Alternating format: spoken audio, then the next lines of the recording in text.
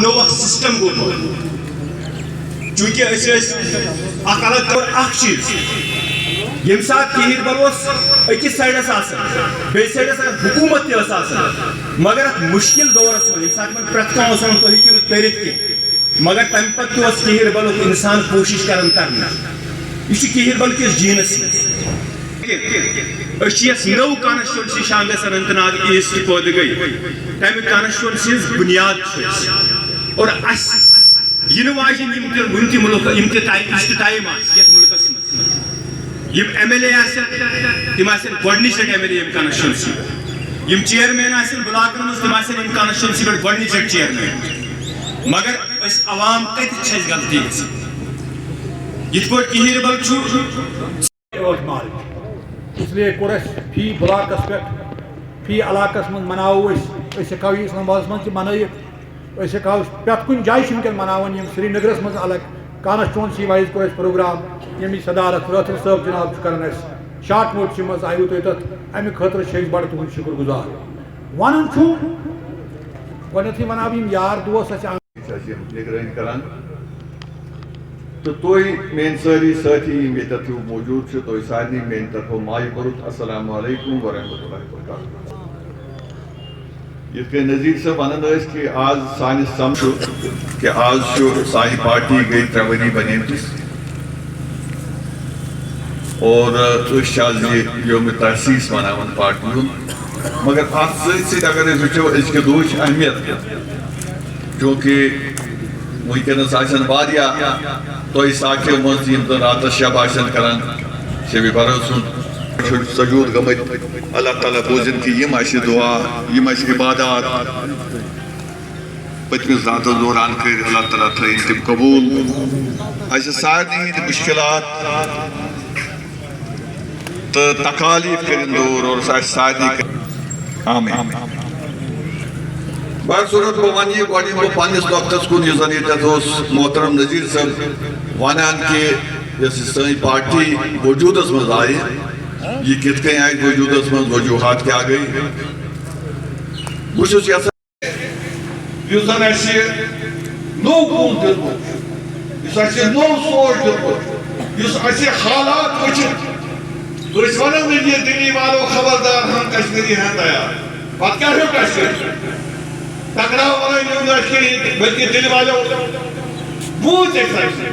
أسۍ زَنہِ کۄپر أسۍ زَنہِ دُشمن تأسیس تھا پارٹی کا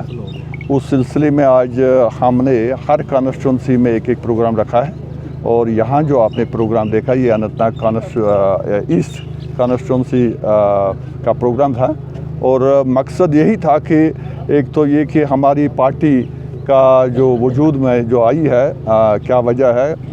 کیسے وجود میں آئی اور ہماری پارٹی نے پچھلے 3 سال ہمارے آج پورے ہو گئے 3 سال میں ہم نے کیا کارکردگی کی اس کو بھی ہم نے اپنے ساتھیوں تک پہنچا دیا آج دیکھیں ہماری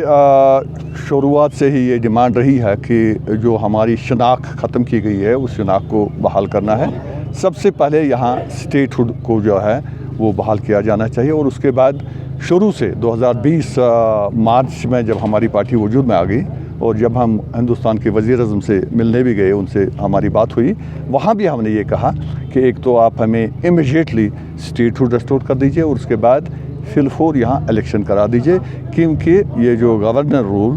یہ جمہوریت میں شعبہ نہیں دیتا ہے جمہوریت میں عوامی حکومت ہونی چاہیے اور ہم اس کو پرسیو کر رہے ہیں ہمیں امید ہے کہ جس طرح سے ہم نے یہاں کے نوجوانوں کے روزگار کا معاملہ جو اٹھایا یہاں کی زمین کا تحفظ کا معاملہ اٹھایا اور اس میں کامیابی حاصل کر لی ہمیں امید ہے کہ انشاءاللہ الیکشن جلدی ہو جائیں گے اور اسٹیٹ ہوڈ بھی اس خطے کو واپس ملے گا ایک سطح سے دیکھیں گے کہ ٹھیک ہے ایڈمنسٹریٹیولی انہوں نے کچھ بہتری لائی ہے